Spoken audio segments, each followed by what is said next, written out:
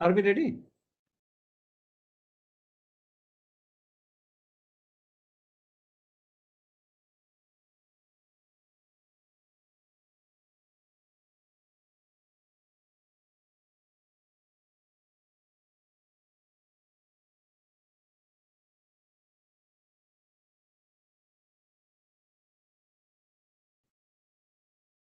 This is since it's from the home, there are other issues coming up, I believe. I don't know. We are live. Okay, fine.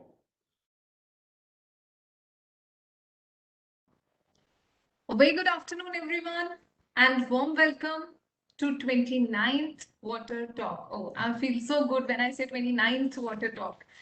And the 29th Water Talk, which is being organized by National Water Mission, Ministry of Jal Shakti, in partnership with Water Digest. I'm Anupma, the director and editor of Water Digest, and we take pride to be a part of this wonderful initiative by National Water Mission.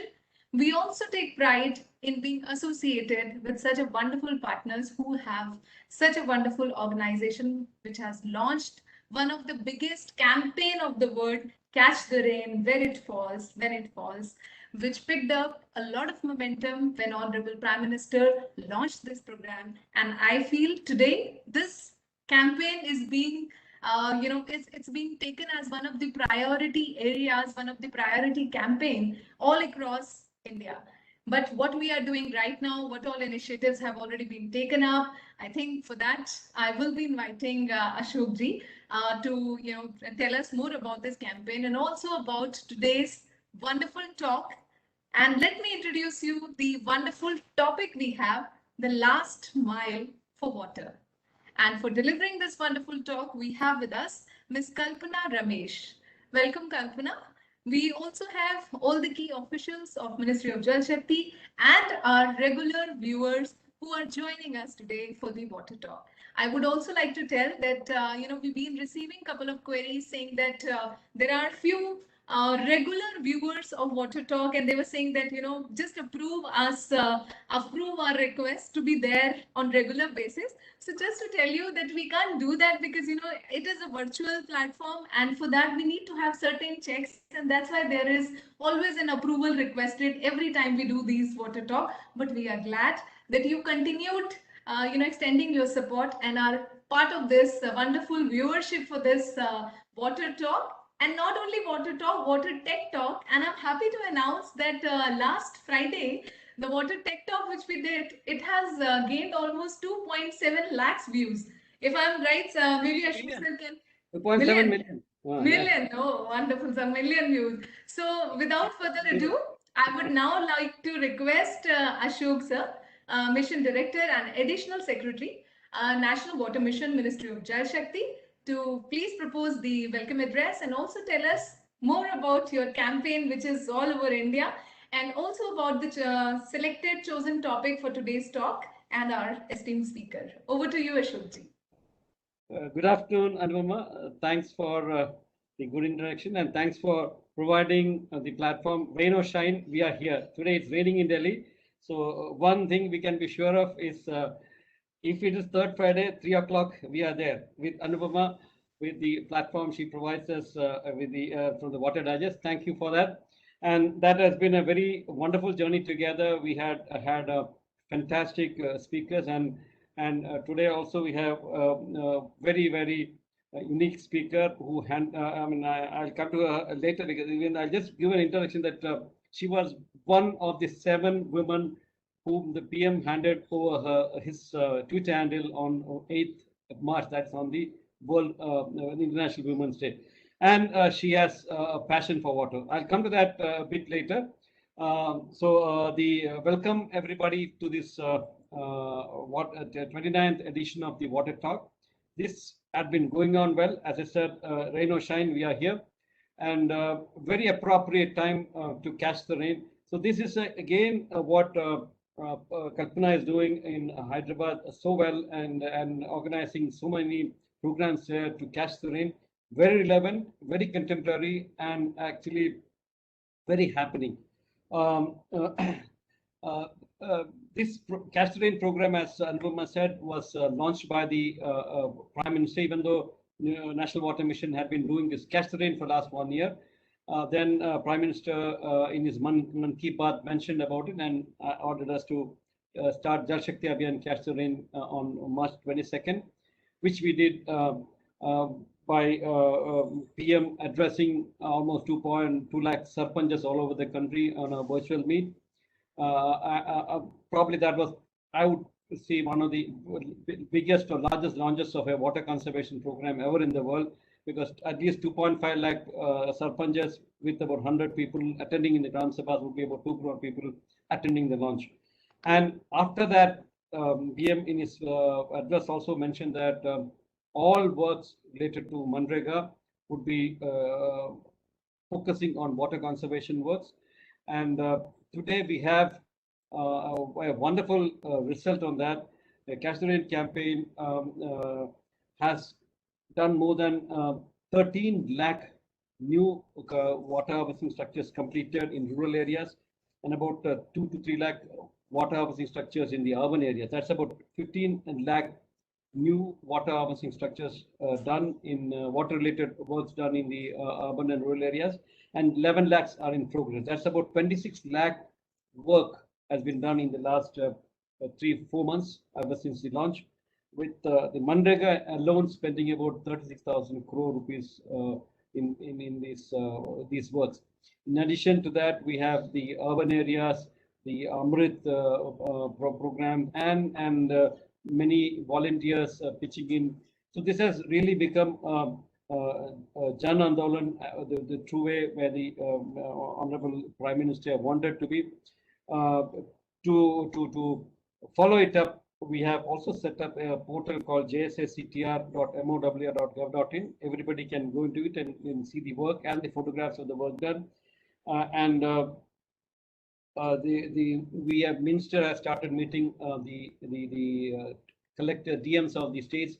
So far we have held 9 meetings with 9 states DMs. More than maybe 200 DMs have been.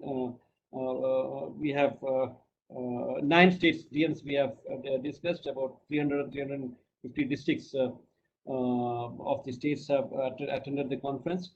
And we are pushing it very hard, because this is the time to catch the rain. The rainy season has come and we cannot let the rain go away. 2 or 3 points before I introduce Kalpana. The Catch the Rain campaign, as I said, basically is a supply side management program, where we are trying to catch as much rainwater as possible, because that is the only major source of water for the country. Despite its variation, spatial variation, and the time variation, we get sufficient water, and this is the only time it comes in the monsoon periods. So we have seen in the last couple of years a pattern of heavy rainfall, high intensity rainfall coming up when it's raining, because of the effects of climate change.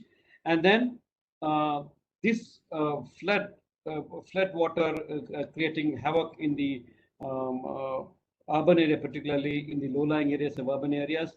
And then after about 5-6 months, when the summer comes in, we have water shortages and people running for the tankers. So Kalpana is also got fed up with running after tankers, and that's what probably she initiated onto this movement, Blue Hyderabad, which she did. So one of the major focus area of the Catch the Rain campaign is rainwater harvesting, particularly rooftop rainwater harvesting structures in all the government buildings and in colonies, etc. In urban areas, because the earlier Jal Shakti Abhiyan did not cover the urban areas. So this time we are covering all the urban areas, all the rural areas, every village, every municipality in the country. So the first and foremost activity, focused activity of Jal Shakti Abhiyan Catch the Rain campaign is to catch the rain where it falls, when it falls, particularly through rooftop rainwater harvesting structures, or restoration of all water bodies, or revival of all water bodies and step wells, removal of encroachments, deepening of water bodies. Then you are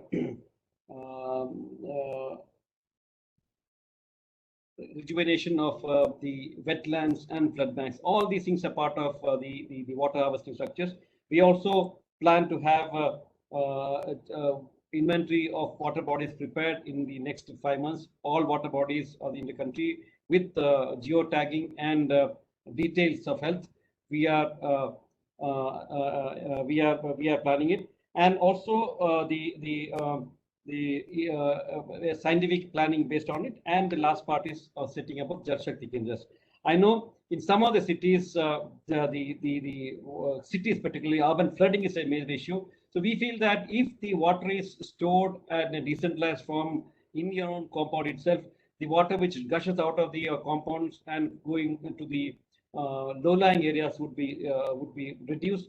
And this is a very interesting side effect of Catch the Rain campaign, because we say that if you can store maximum rainwater in your compound, within your compound, it will not create floods in urban areas. You know, the urban area flooding is a recent phenomenon because of two things. One, because of the extensive urbanization, tiling, and concretization which is happening, which is not letting the water to go down to the ground. The permeability of the ground has reduced, and which causes this water to rush into the roads. And second is, due to climate change, the intensity of rainfall has increased, and that's why the rainfall, more rainfall than what this ground can handle, is coming in. So, but if you say that if you follow the campaign, not a drop from my compound, that means if you keep all the water within your compound, the urban flooding can be to a large investigated. I don't take much time now. It is my 10 minutes is getting over. No, the Kalpana, his water warrior. As I said, she is working from Hyderabad with a lot of interest and passion. Even though she is a interior designer by profession, she is a water warrior by passion. She does a lot of work, and her scheme of things also fits very well with the Catch the Rain campaign concepts. That's why she is probably leading the campaign also in Hyderabad. When we had meetings in Hyderabad with the NGOs, she was organizing it, and I also could visit some of the places where her team had done wonderful work there. She, as I said, was one of the 7 ladies whom the Prime Minister handed over his Twitter handle for on the International Women's Day, and that is a good recognition of the work she has been doing. She had actually, she's one of the core member of the SAHI group, or the Society for Awareness of Human Endeavors in Hyderabad, and also scientifically approach the water harvesting structures or water problems in Hyderabad. Hyderabad, when we had the meeting, we turned out that it has problem of more water, because there are a lot of water coming inside, and the disposal of water is a major problem. But that is also addressed to an extent in our campaign. She also had restored a lot of step wells. She will come to that, how she had step wells and all these things. How scientifically she had done the planning of by dividing Hyderabad into various watershed blocks, and then treating each of the blocks in a different way, scientifically analyzing what exactly is done. So these are all part of our Catch the Rain campaign, because the Catch the Rain campaign, one statement says is to nudge the stakeholders to create appropriate rainwater harvesting structures suitable to the climatic conditions and soil conditions, with people's participation. Everything of this is what is being done by Kalpana in Hyderabad. So she has also started this Blue Hyderabad campaign in the last couple of months to get more people join in the water conservation campaign, and she has got a lot of awards. I'm not telling what she will be doing, because she'll be in a presentation making a lot of observations and the actions she has been taken up. We are waiting to hear you. Kalpana, it's all yours now. Please come with your ideas, with what you have done, and so that it can be a role model for many other people. Thank you. Thank you, Ashok sir, and thank you for the opportunity to be able to speak about my journey. Today, I'm called a water warrior, but I was not a born water warrior. I was just another citizen, just like anybody else. So how did I connect to water and here is my story. I'll just share the screen. Just give me a moment.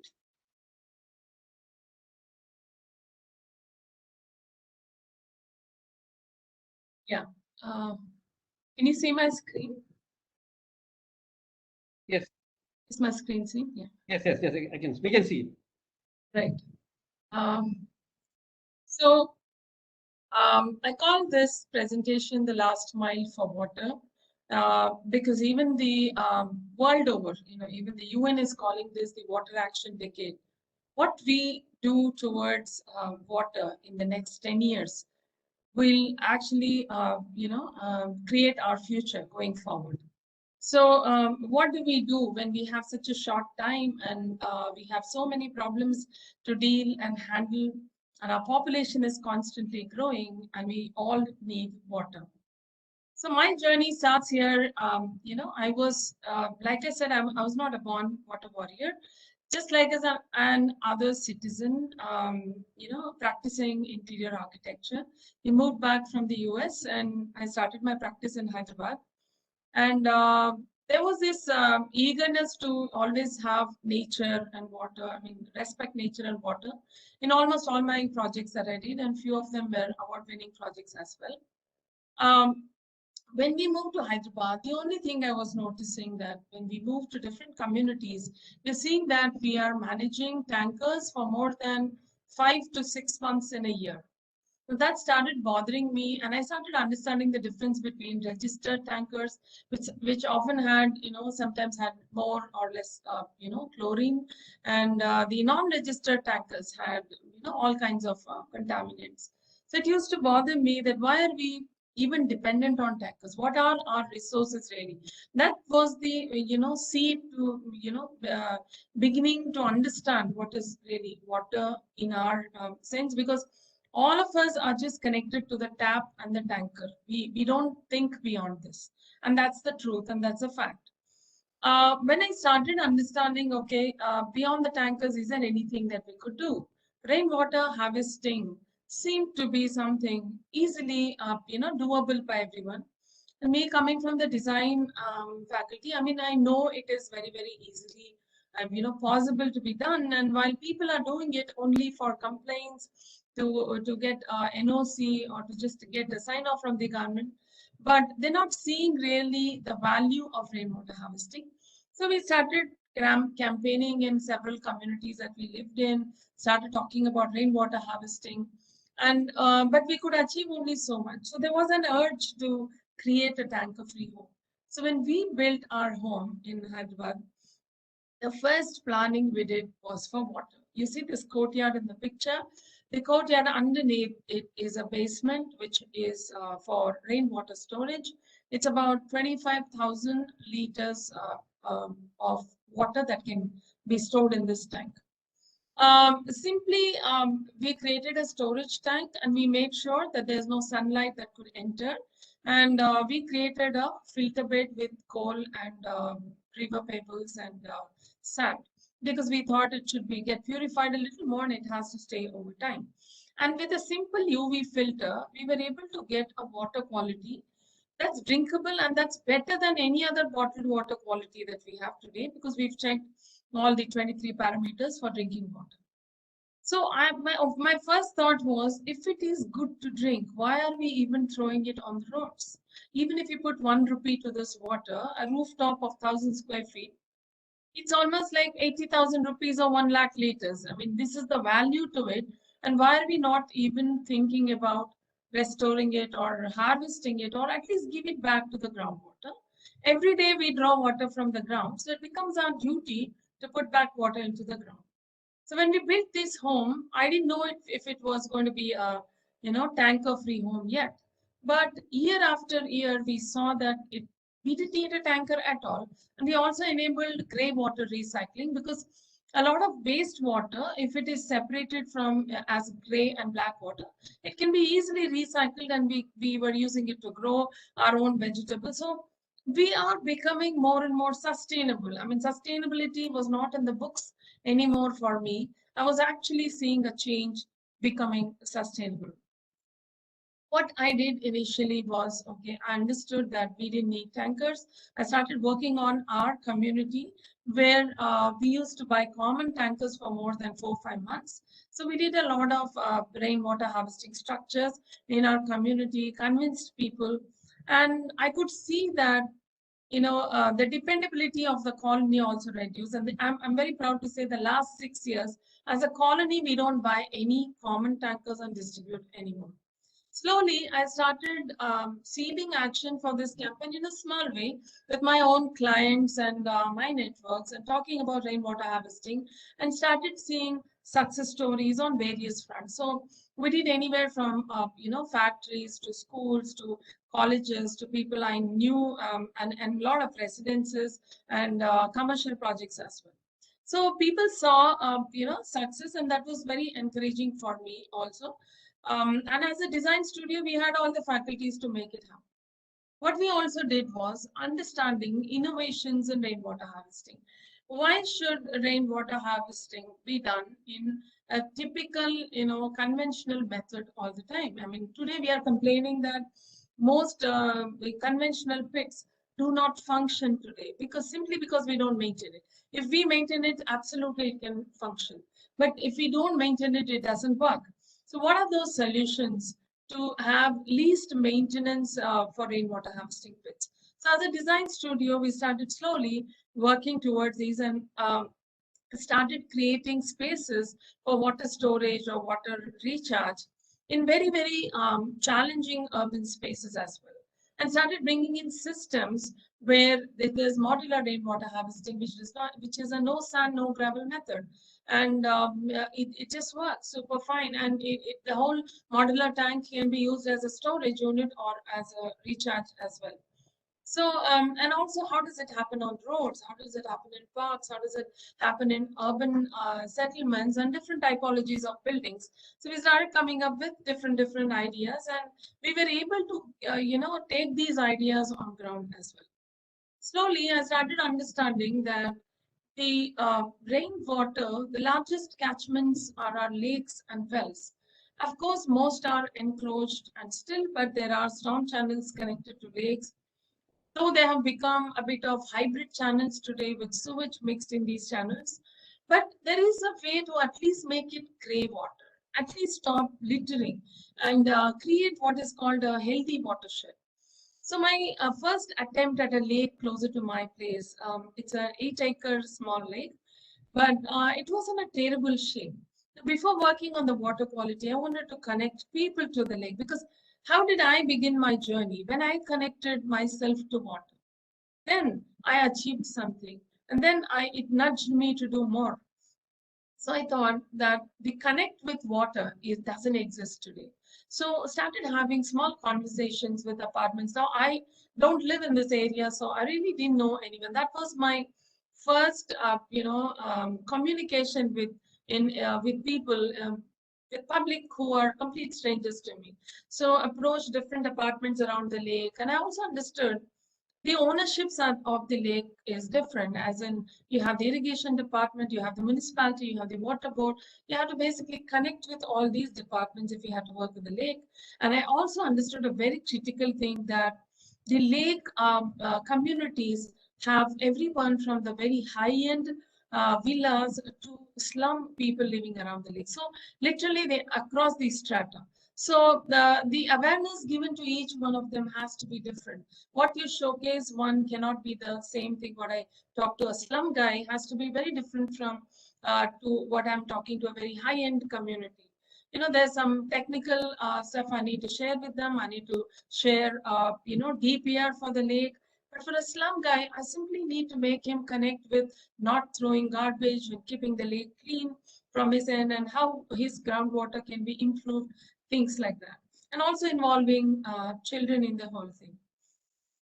So I started understanding the crisis a little more than what I understood was just my home, community, and different areas where we've done rainwater harvesting for different clients and schools and colleges and factories. But holistically, why am I working towards this? I started dwelling deeper. That's when I understood by 2050, this is how the city of Hyderabad is going to grow. I mean, it's almost like a 40% growth from where we are today. And most of our groundwater stays overmined or extracted. And there's a huge amount of groundwater pollution because most of our sewage is not treated. It's in our lakes and nalas, and there's a lot of groundwater pollution. I found out that, I tested water in very polluted areas, but the borewell water was polluted. But when they did a serious effort on rainwater harvesting, a sort of dilution happened. The contamination levels came down. I've tested it, so I can tell you that this is something people don't know, but this actually improves the groundwater quality as well. And urban flooding, of course, I don't have to talk about this. Every city goes through this. And today we are getting a lot of water from the rivers, from 150 kilometers to 200 kilometers. So Hyderabad gets our water from Krishna and Godavari beds. So the point is, as our population doubles maybe by 2050, are we going to have enough water that we can, are we going to erase a river by, constantly plugging water? And what happens to the irrigation? What happens to the agriculture, which is already suffering with, high usage of water in crops, and they have so many challenges. Why can't we become sustainable as a city? Like my home became sustainable. So I knew in a decentralized way, if we start working towards sustainability, we can actually create impact. How do you get people together, and what do we do? And of course, an Niti Aayog report also said Hyderabad is one of the 21 cities to run out of groundwater.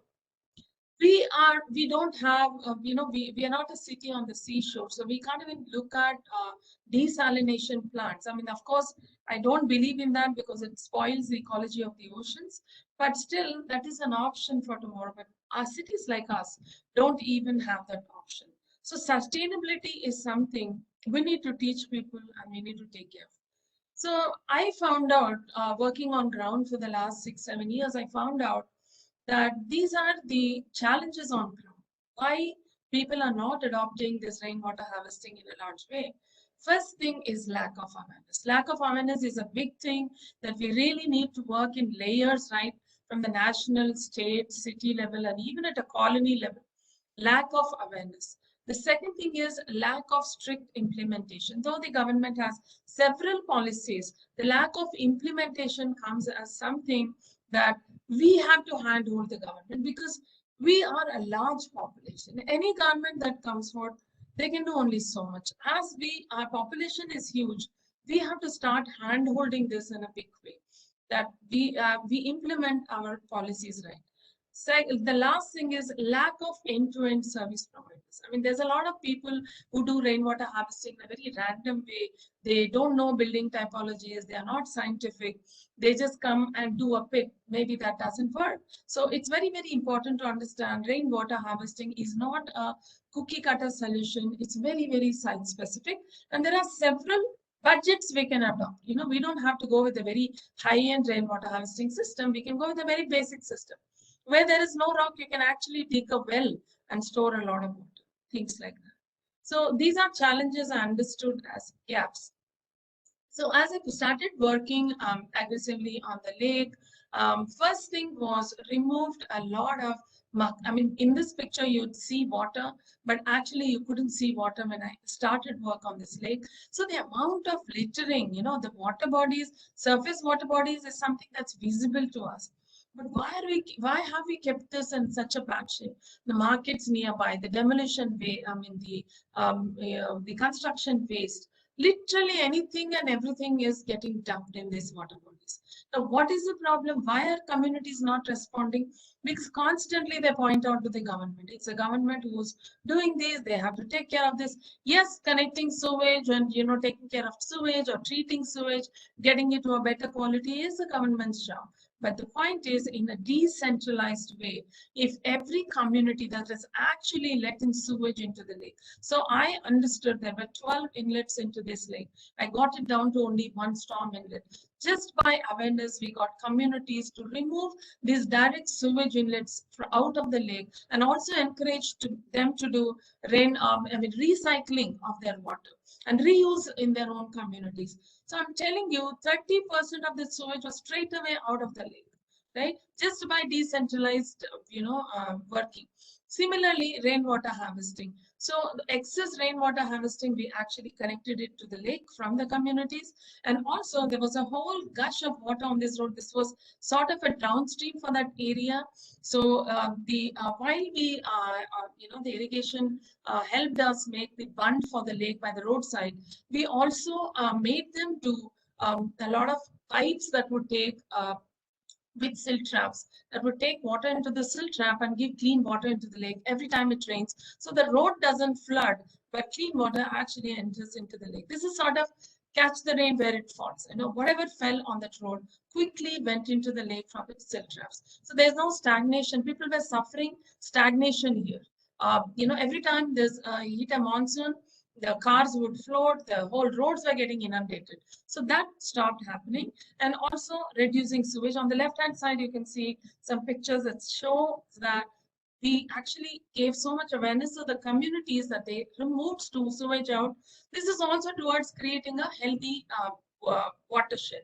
And the litter was out, and 98% of litter throwing is done away with in this lake. Now people have formed a social fence. Now I don't have to be there. They actually talk to people who start throwing, or negotiate with them, or ask them to leave, or say they're going to do a fine. And the communities around have installed their cameras now pointing towards the lake to make sure that if they find any such activity, they would report. And no new sewage line can actually enter the lake today. So there was a new sewage line that came after 2 years of our hard work. The builder refused to put it into the legal line and that.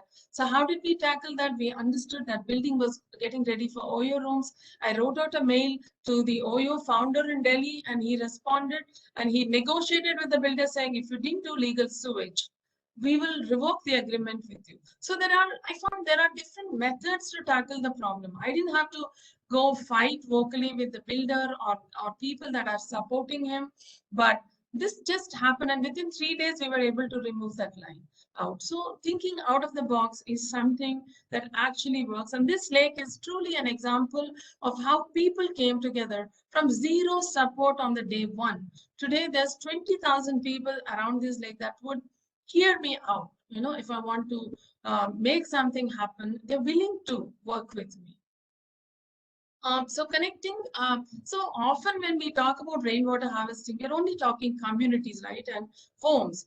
Not true. I mean, we should start talking about hospitals, malls, corporates, religious institutions, schools, colleges. All these are huge catchments for rainwater. And within their communities and within their compounds, they can actually restore and conserve water. So what we started doing also is constantly talk to the RWAs, which controls a lot of, which where the communities, listen to the RWAs and they put down the rules. So started negotiating with them, talking to communities. Schools, we made several schools water positive. We made sure not a drop of water comes out. If there is excess water, one of the schools, we've connected it to a adjacent park and we made a rainwater harvesting pit. Because of that pit, many communities around apartments have, their bore water levels have improved, and they're thanking this pit today. So if we tap it properly, we are the beneficiaries. So, and also slums, talking to them about how rainwater harvesting today, they have drums, we're planning to give them more drums so that they can hold on to that rainwater, and whatever few days before the next rain happens, they sort of reuse that water.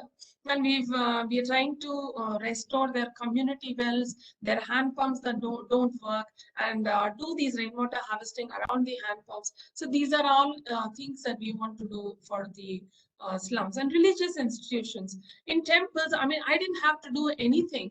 I just talked to the trustee, he connected to the donors, and the donors said, tell us what to do and we'll do it. And we did large rainwater harvesting pits right in an area called Kondapur. There's a huge famous Sita Rama temple here. and it's become water positive. And we talked to a church, and that happened. And this becomes an example because thousands of people visit here, and as they enter the temple, they see this rainwater harvesting pit there, and it brings a sense of, if temples as religious institutions can become examples, you can take it back to your own societies.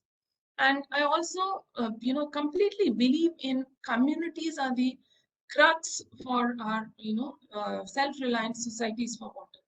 They have to be, the awareness has to be built in such a way that we showcase all these examples. So we have to celebrate these champions constantly, people who are doing rainwater harvesting. So one of the communities came to me last year.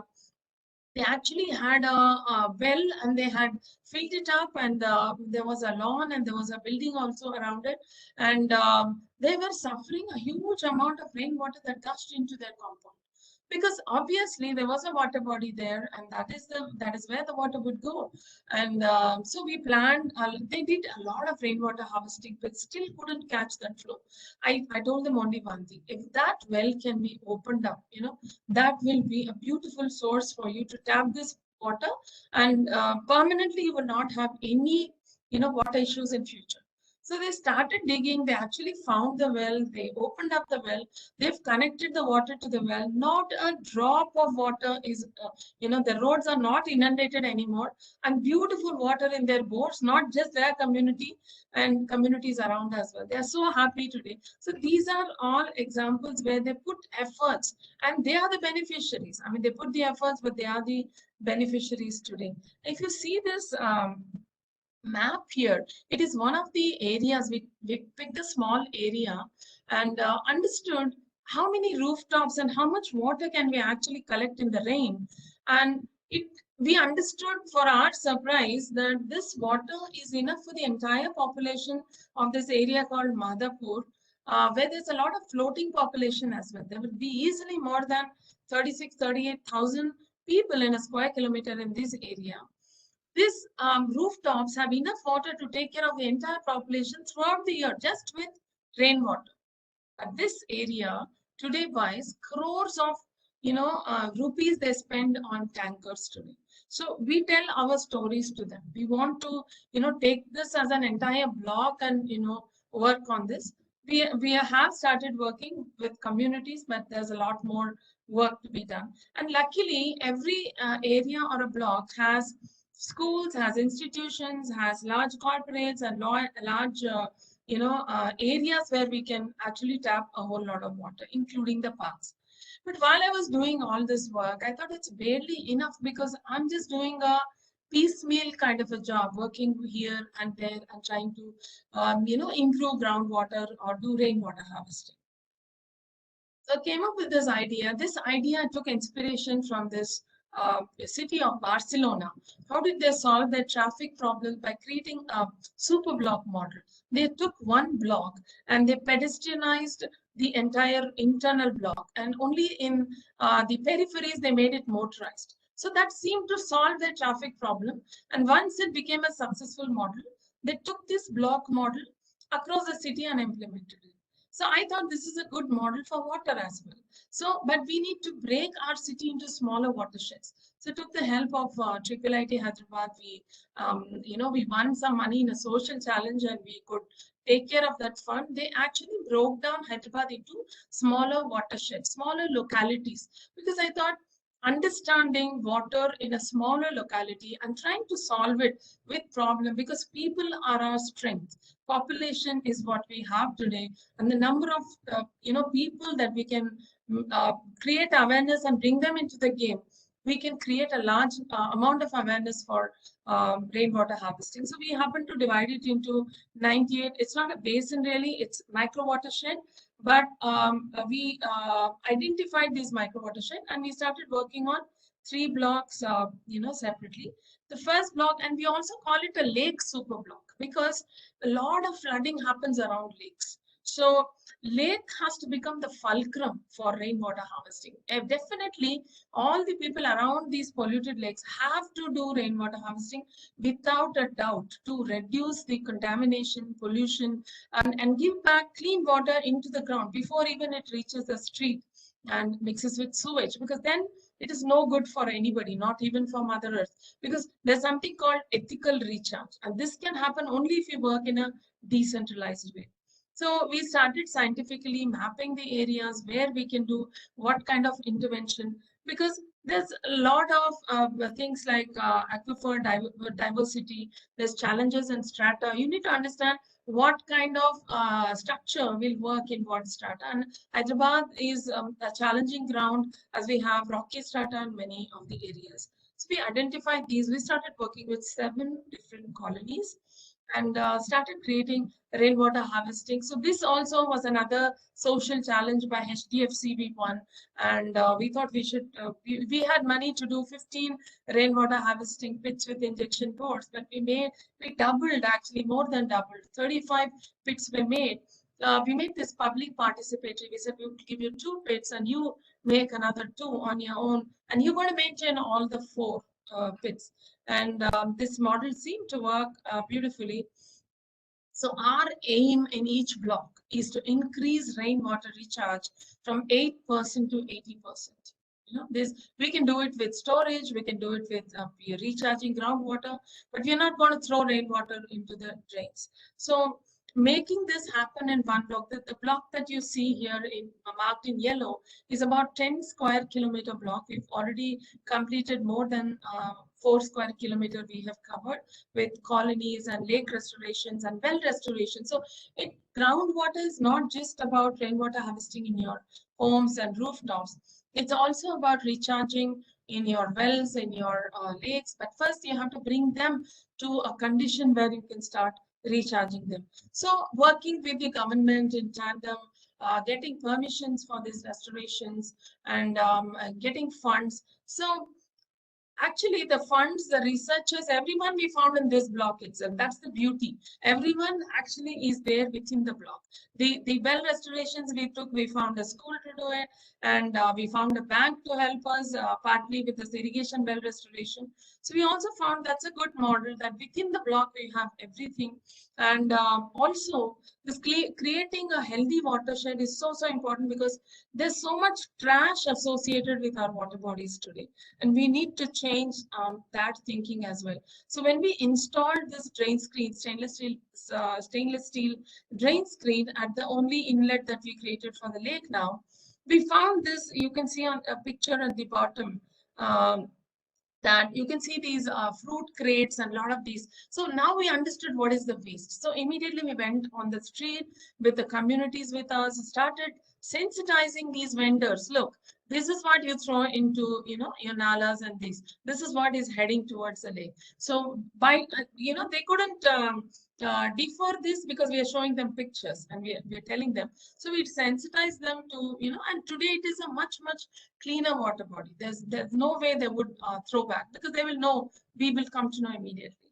So in that block, can you see the shift from being completely trash and pile of trash to water body restored? And this, you know, it's okay. It may not be drinking water, but it is definitely cleaner water. We've removed almost 30-35% of sewage. Now we are talking to the government. The government is also encouraged after all these efforts with communities, and we made this lake protection committee, and we registered it for the first time in the country. It's a registered body. We created a bank account. So government is also encouraged to give us money to maintain the periphery of the lake today. And also they are looking at diverting sewage out of the lake after we championed for this lake. And you can see the trash we moved out of this irrigation well. The road was actually going to be laid upon this because it was completely trash and that. So we had to, you know, had to approach the local zonal commissioners, and that was able to convince them. And, you know, today the road takes a little turn, but that's okay. At least we've saved a water body.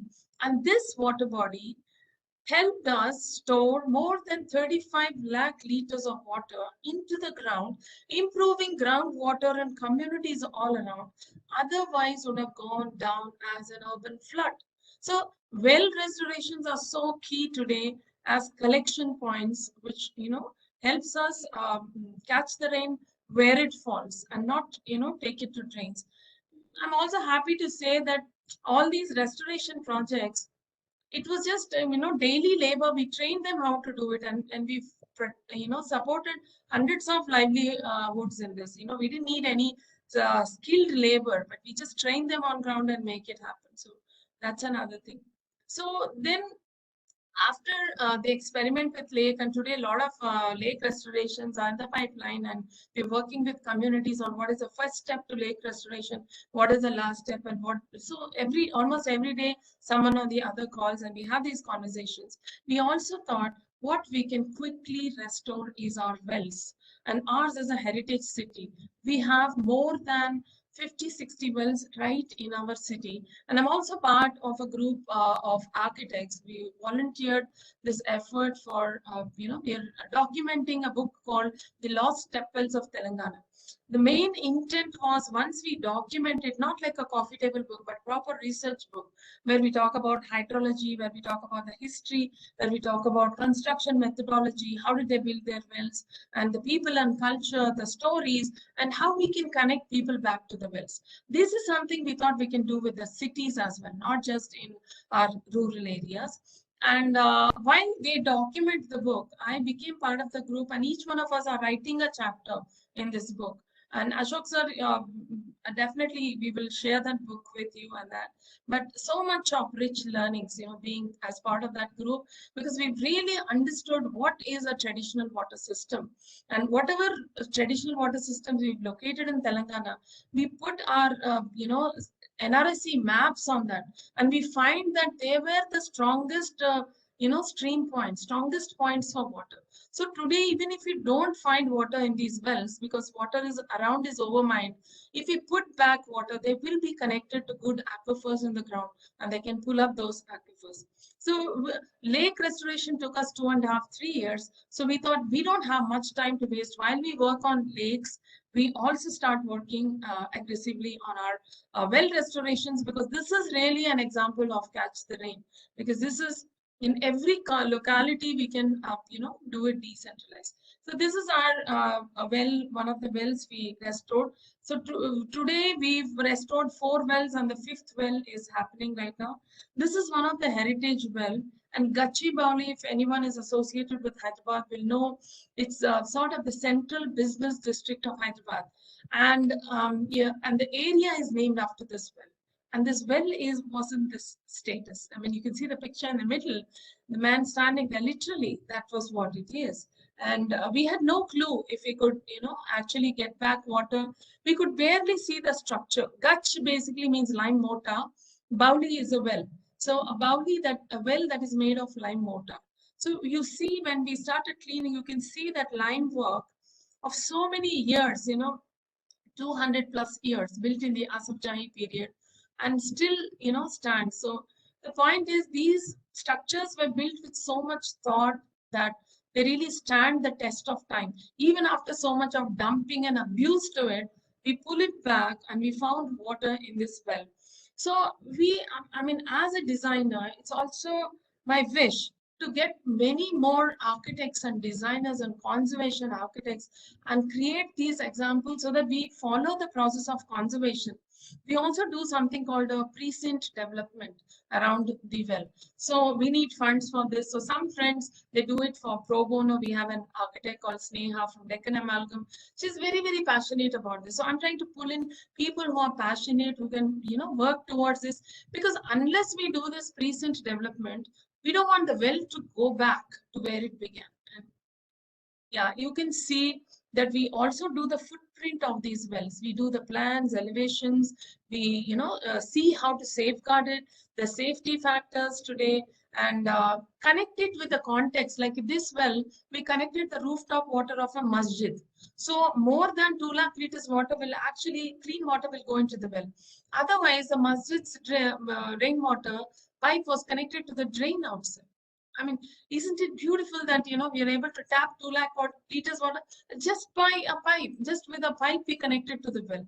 What was going to the drain, we connected it to the well. Because today we have this collection point. And when rains happened, we saw many water springs opening up. And it was such a beautiful sight to see a dump yard. I mean, I showed you the picture earlier, dump yard becoming a beautiful well. We also trying to document the well in every way and also do the drawings for the well, because once the drawings are there, this is forever. We are preserving it forever. And we also want to do a little story wall in stone talking about the importance of this well and the history of this well. So many people, it sort of becomes like a tourist spot. We made a seating area because right next to it is a graveyard where a lot of elders who visit the mosque actually offer prayers in the graveyard. So they could sit and offer their prayers. So connecting it to today's context, like negotiating the planned and unplanned, because urban stories are not connected with our water stories. We're trying to reconnect them. So you can see the well from garbage to where it is today. It's a beautiful well today. We also plan to do some anchor bolt and sort of a net on top of it. So even if anything flies or, a paper or a plastic cover or a bottle, it will be caught in that net and we can easily, take care of it. And the masjid is, is the ownership for this. And they said, the committee said they're going to take care of this well. It's very, very dear to them today because as a masjid, they use a lot of water every day, especially when thousands of people come to this masjid for wuzu, where they cleanse themselves before they go into prayers, that they use a lot of water also. So this way, they become sustainable. And the boards which were actually inefficient are working beautifully today. And every time the rain happens, it's going to rejuvenate. And I'm waiting to hear from them through summer how they didn't buy a single tanker. I mean, I'm really waiting to hear this. And this is a restoration of a well inside a Goshala. They were actually buying tankers for their cows and they had 2,000 cows. The groundwater was not sufficient while they had land, while they had wells. So we started restoring their wells, connected their roof, the Goshala roof watersheds.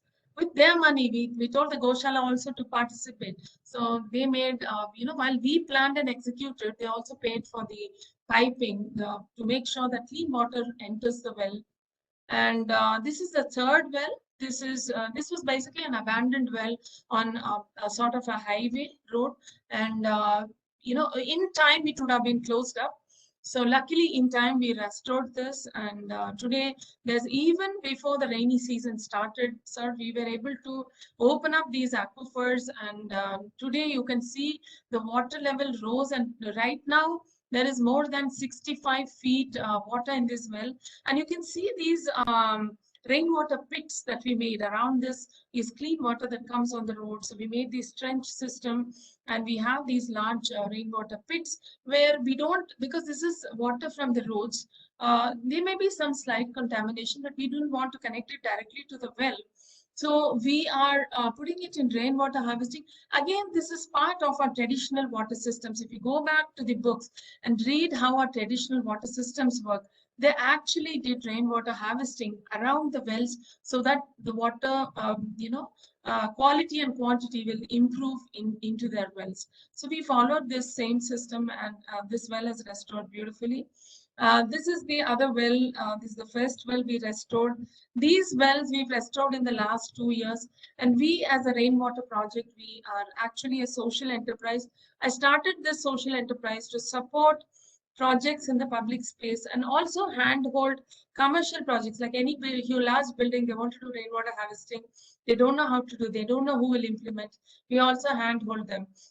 And these public space projects, we often fund them or get funding or support initial work in these wells or subsidize money, the money that goes into it, we subsidize and do it at a much, much lesser cost. But we started becoming the voice for these water bodies. And also creating, see, because we are designers, we can also come up with, like I said, tying in more architects. So there's an, conservation architect, Arunima. They run a design firm called Akarma. So she helped us design these rain gardens around this well that is restored. Well, today we've come to a point where we've had the government do a complete fencing around the well. You can see it in this picture. You can see the fencing, and they've started greening up this area. We've shared some ideas on how it can become a, rain garden as well, and they are looking into it. So tying in with different designers from the design world is something I think can happen, because they're always looking out to do something good. And we have people who are, the Gachibowli also was restored by Karma. They did a great job. We are also conserving a well at Bapu Ghat.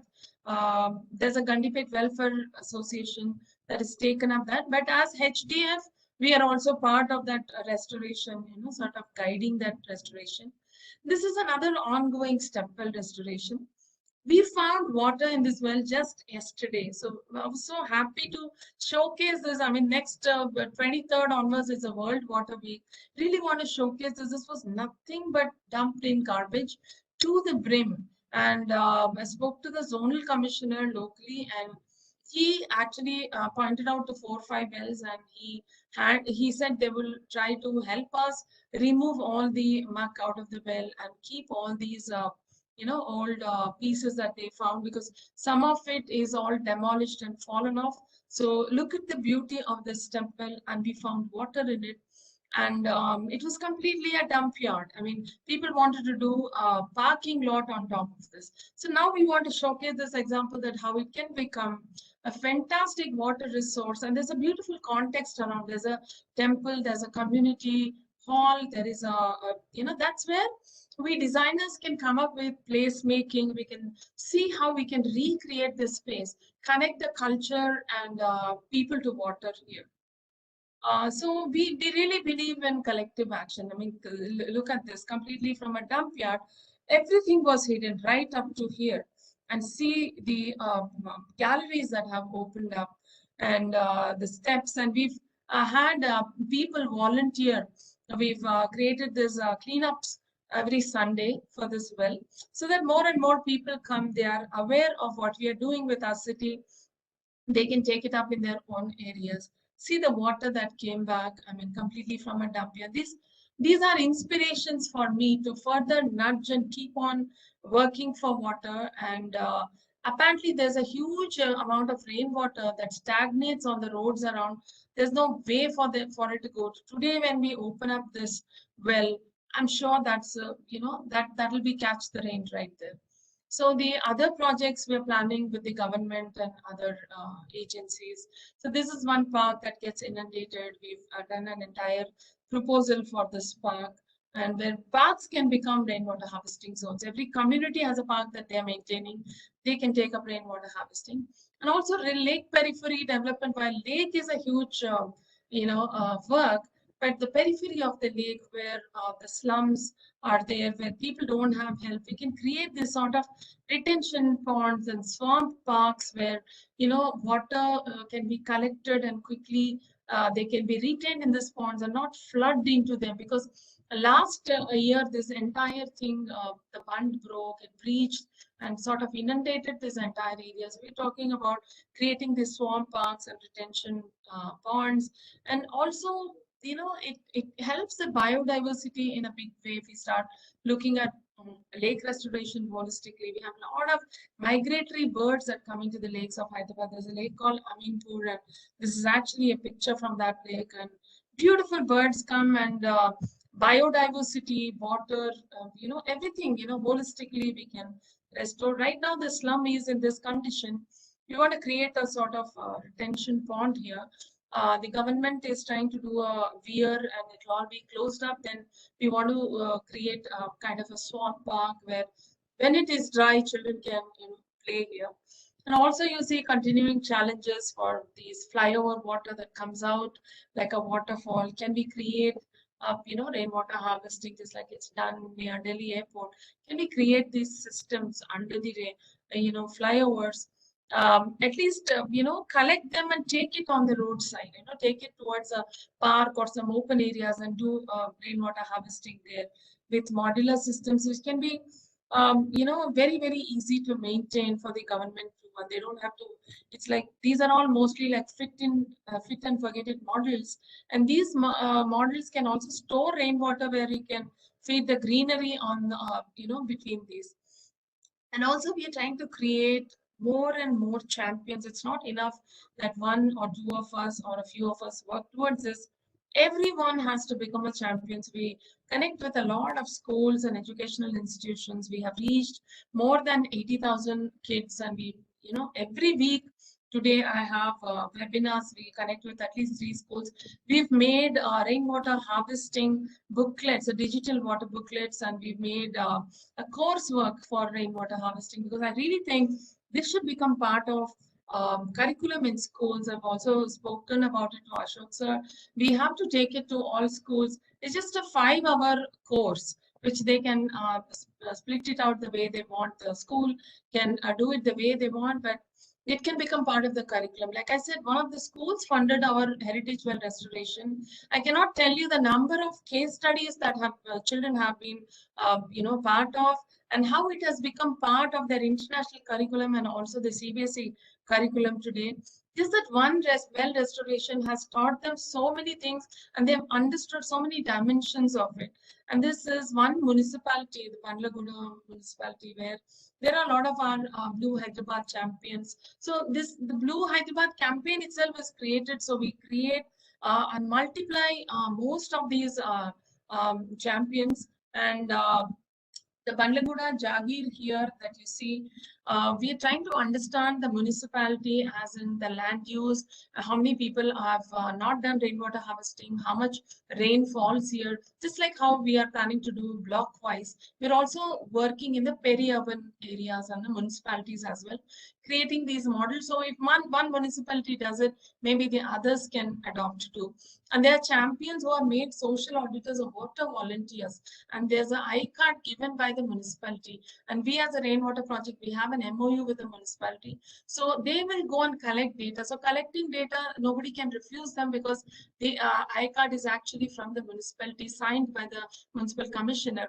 So we're trying to collect data on ground, understand how many bore wells, understand what is the land use pattern, and how much more can be saved, so that we give a list and we give an understanding of this municipality to the commissioner. And we will also list out the steps that he needs to take or address, and what are the points that rainwater harvesting can happen. We've already identified about 10 locations in this municipality where they can take up clean water, rainwater recharge, and the municipality is actually planning to make that happen with corporators of different zones within that area. So it's a fantastic thing where people become champions, where people build this awareness with their fellow citizens and tell them that how you can be the change. So this is what, distribution of the I-card by the mayor and the commissioner in that area. So that work is on. We've created a dashboard. As they keep collecting data, it goes to the dashboard, and we will create that water balance sheet. Close up of that. You have close up of this picture. So the card you said last time you had sent me, that with the cash in on that. Oh no, sir. Then it went for the change, no, sir, from social auditor to whatever. So yeah, I don't have it handy right now, sir. So, but that's again first in the country, and I've talked to Ashok sir also about it. I think if we make locals champions for their areas, they will handhold these water restorations. They will make people do rainwater harvesting. They will, and it's their own fellow citizens who are telling this. So they will take it up very positively, instead of the government or some other agency going and talking to them. Their locality, you see here, he's a retired colonel, and he's from the military, and he is very much interested in this, and he's made a team of his people that he knows, and he is also part of this effort where we collect data on ground. So there are such beautiful stories. Like I said, our strength as India is the sheer number of people that are, and if we can use this number of people and strategically try to improve our water or improve our environment or create healthy watersheds, I think it's a fantastic thing. So we also train plumbers, because we think plumbers, they can improve their livelihoods. And sir, in every locality, there are at least 100, 200 plumbers. If we can train them, they know the locality, they know the people there, they constantly go for work. They can tell them that I know how to do this rainwater harvesting. I can, do it for you, and it improves their livelihood. It can become like a circular economy while they are doing social impact on ground. So they can become ambassadors for the cause. To the first 50 plumbers we trained, we actually got them certificates from the zonal commissioner in that locality, and also involved an academic institution for the training. Today we are thinking of using EPTRI and their campus to create such awareness and programs for locals. So the Catch the Rain campaign is really a sensible thing for each individual to pick up and do. Well, I started with my home, and you can see where I am today. So I think it's not that it is somebody's problem, it is everybody's problem today. So each of us can become champions, and each of us should become champions is what I really request. And please respect our water bodies and our country. I mean, if you go to other countries, we don't throw. Why do we throw? This littering is a huge problem to our water and water quality deteriorates. So catch the rain where it falls, when it falls, and I've diligently worked towards this, and I can see so much progress. And I'm telling you, sir, from knowing few hundred people, I know few lakhs of people today. So that's the power of this change that we can create. Thank you so much. Thank you so much for the opportunities. Thank you, Kalpana. Wonderful presentation, and you have actually got the entire essence, the spirit of the Catch the Rain campaign, which is Catch the Rain where it falls, when it falls. We were looking for getting the people involved. You have done the getting the people involved. We are looking at restoring of the old water bodies, which you have done. We're also looking at step wells renovation that was happening. And actually what happens, urban area, the issues in urban areas are slightly different from the rural areas. We have probably a lot of funding coming from MNREGA and in the rural areas. We have probably people respecting water more because they seem to be close attached with water because of the agriculture background. So they seem to get attached with water. But in urban area, it's a big challenge because many people think that the source of water is a tap. They don't know what is behind the tap. No, kahan se aata hai? Because I was in Hyderabad as the MD of the water board. So in 2008, when we started bringing Godavari and Krishna phase 2, it was it involved a lot of money, 3,000, 5,000 crore rupees to get the projects going. And then if you ask the people where they're getting, they said it is through the tap. So they don't go no beyond it. And second is the people do not respect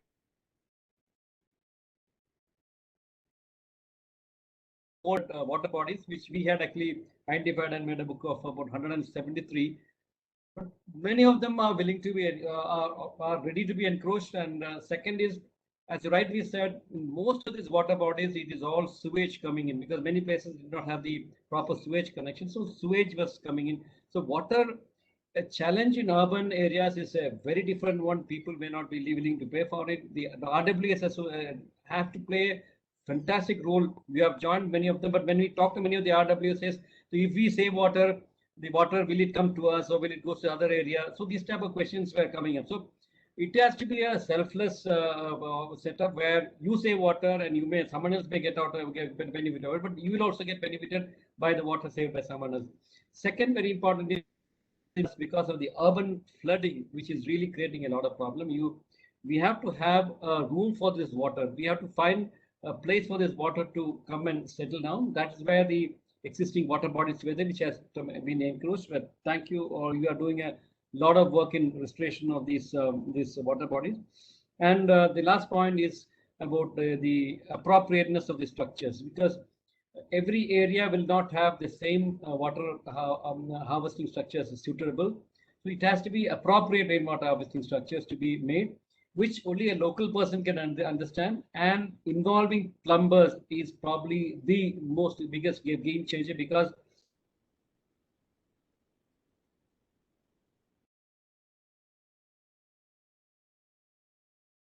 by plumber, how can you make it? So this involving plumbers is a very, very important connect with in particular in urban areas. Bangalore, I am told that the biome environment, they have planned to have this 10 lakh 1 million wells to be to be restored. and using the services of the plumber community. There is a particular community which does a lot of these wells there. Using Mala. So it's a very good right. We have to get the appropriate people to do this thing so that their livelihood is also enhanced. The people around that water body also get attached. And incidentally, if you do this water body cleaning up, the property value goes many folds. Because otherwise, if we are stinking mosquito infested water body by the side of the house, will lower the property value by 1/10. And if you can put it up in a good water body with clean water, it really enhances the value. So these all have to be told to the communities and then make the people understand. Thanks for the wonderful presentation. Thanks for the imbibing the spirit of the Catch the Rain campaign, and the our whole journey of Tangar Mukta Bharat or Tangar Mukta summer in India would be really possible with all of you, like people like you join us. So I leave it here for the public participants to ask questions. Anupama, let the questions, we can open up the questions. Thank you, Ashok sir. And before we start the question answer session, thank you so much, Kalpana ji. It was really good listening to you, very inspiring. And the best part is you've been talking about and stressing upon involving community at every stage, which definitely builds up the confidence about whatever work one does. And let me also tell you that the audience who are watching you, the participants who are here today, it's a mix of students, NGOs, consultants, engineers, officials, different officials of government sector. So there are a lot of compliments coming in for you, and they are all feeling very inspired and also liking the work which you are doing.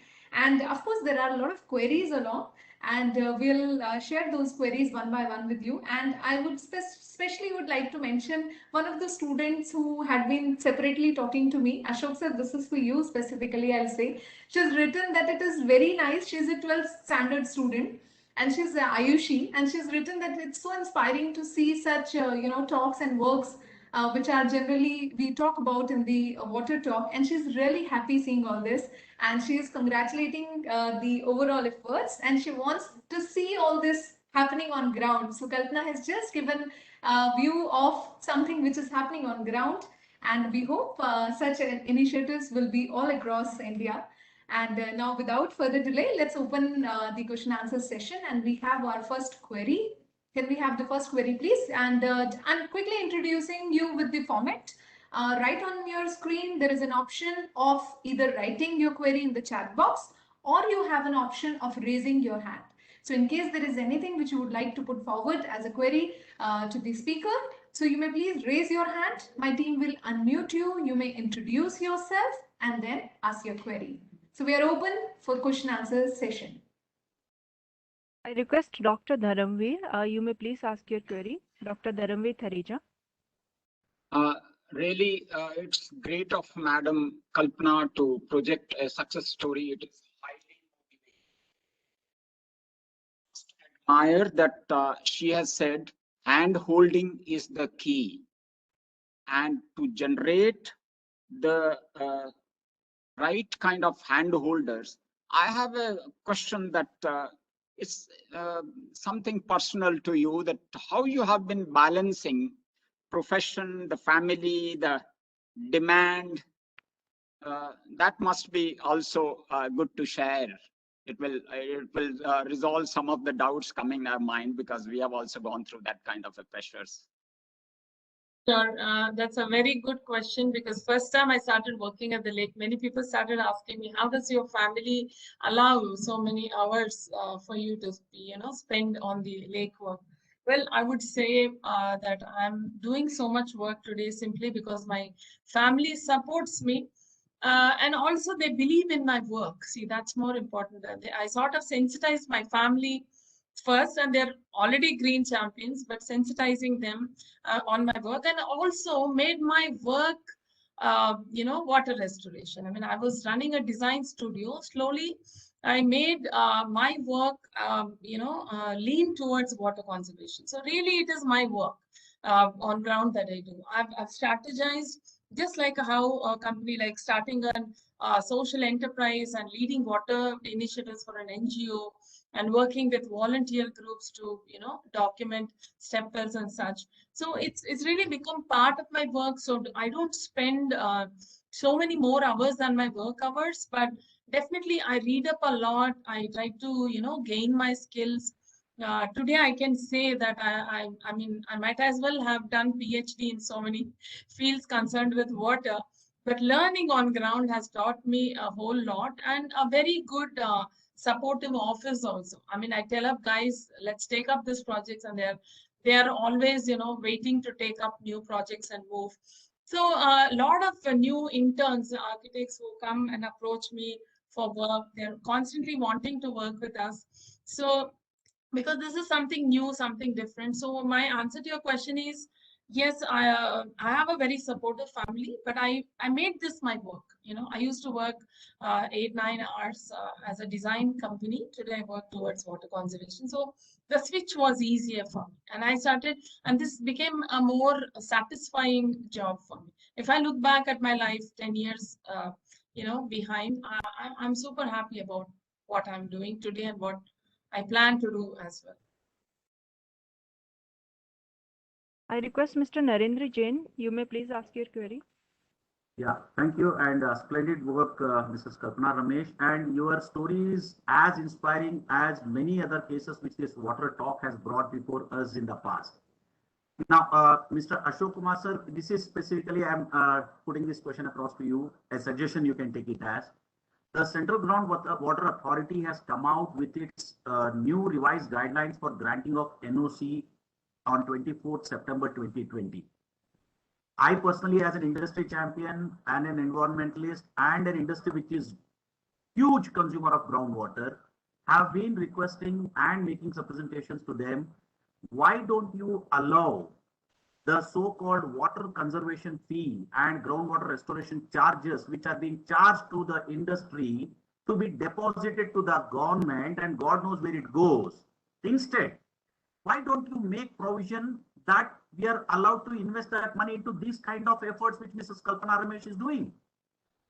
She has done it without a penny coming from the government, on her own motivation, motivating people around her. Just imagine how much of her efforts could have been multiplied, and people like her, self-motivated people, how much of their efforts could have been multiplied if a corporate which is legally bound to spend that money would spend that money into these kind of efforts. The stories can be multiplied 1,000 times across the country with no resources lost from the government, and much more of these people are motivated to do it, and more and more. So my sincere suggestion is that I have failed in all forums to convince this point to the authorities who are making the law. And this is one more attempt I'm trying to see through you. If you can make a provision, let the government sitting at the office of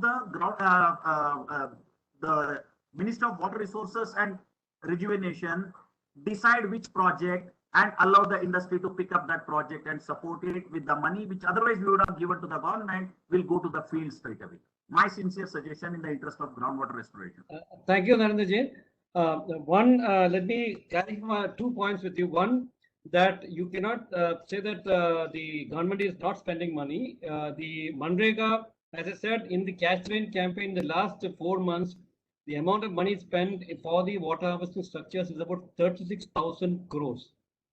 Okay, so it's a huge money, but then, as I said, there's a challenge when it comes to urban areas. I mean, there's a very clear distinction between the urban areas and the rural areas. Even though the water is same, the issues associated with waters are different. That's why we have these water harvesting structures, the check dams and tanks being built under Manrega, which is a rural employment scheme. PM had very clearly told that this time all money will go to water harvesting structures. That's why this much money was spent on water harvesting. Otherwise, it would have gone for cutting of the that grass from the roads, and then whatever it used to happen. But now this time it was focusedly spent on water harvesting structures which are visible on the ground. That's one point of it.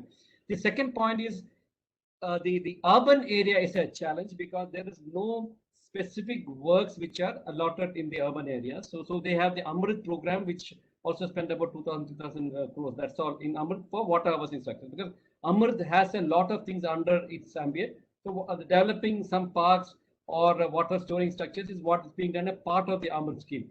So there is a problem of funding in urban areas. Now, if you the one answer to that is many of the municipalities, if you look at it, have sufficient money with them to take up work on their own. But there are municipalities which do not have money even to do the water supply scheme. It's a very complicated system.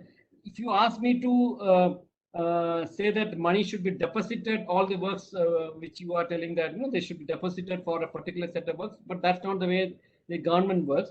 But we can link up a specific in industries or NGOs to work on fund each other. Because today also, I'm sure a lot of people who are watching this, and in fact, I have asked a couple of the sponsors also to watch this program because they were interested in getting some funding for giving funding for some projects. I said, you just watch this program and see how things are being done. So we can play the Cupid of getting these people together and meeting them. But see, the urban areas, if the local administration takes it up or the resident welfare associations can take it up, then it will be solved. I always feel, I always stand by, and my always principle in life as that it has to be a decentralized problem solution, and the local communities has to be involved in this. So they can look at the source of funding. We have a whole bunch of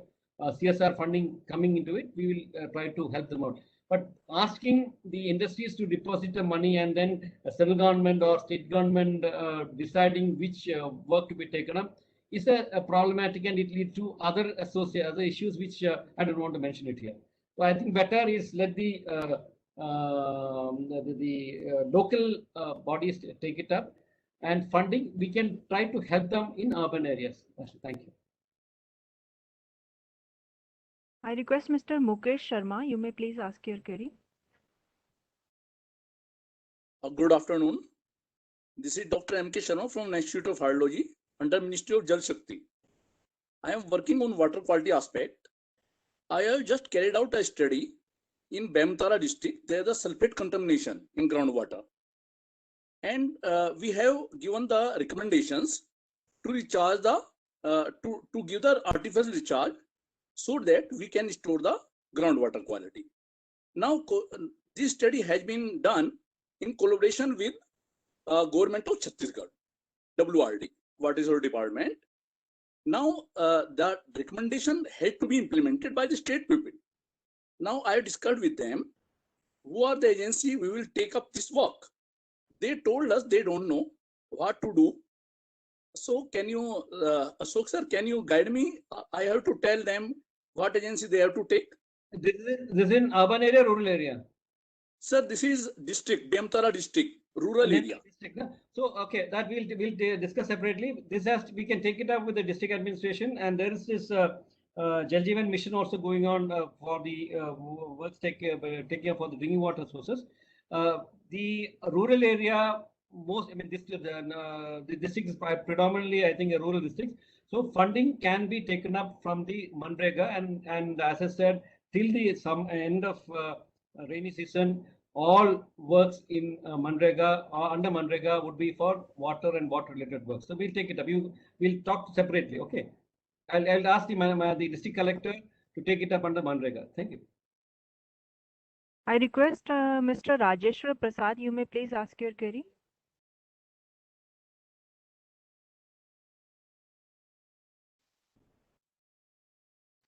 I request again Mr. Rajeshwar Prasad. You may please ask your query.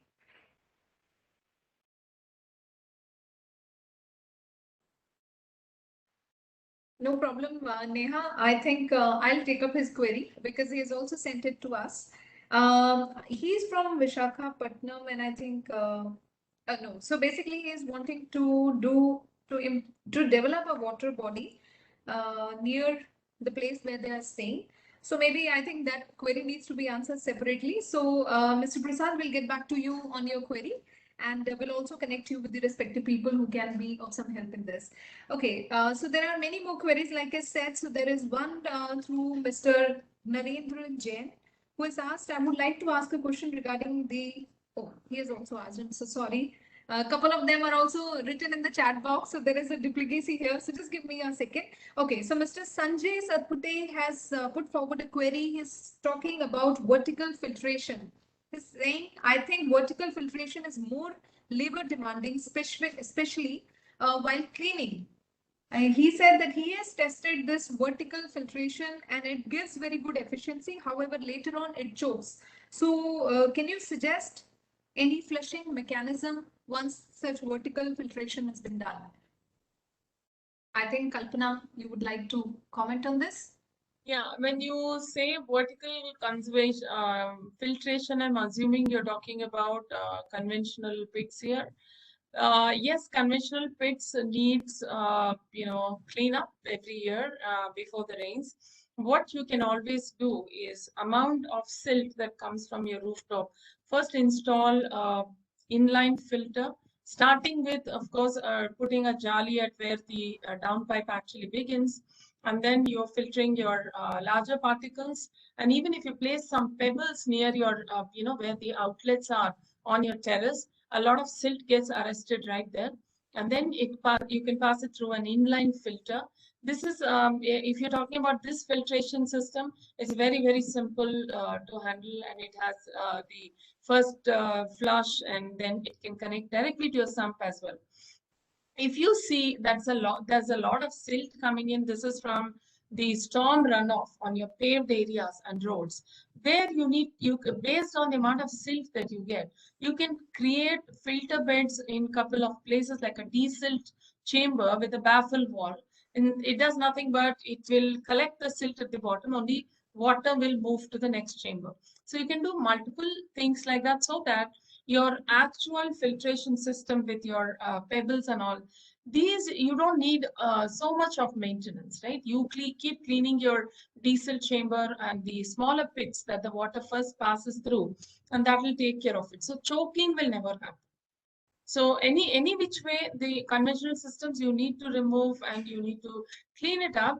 But by creating another couple of filter beds, including your inline filter, you'll be reducing the cost of actually, recurring costs on removing these large pebbles, smaller pebbles, and kind of cleaning up. So you can do multiple smaller filtration systems. This will avoid choking. I'll add one more point. See, you made a very interesting and very important point here.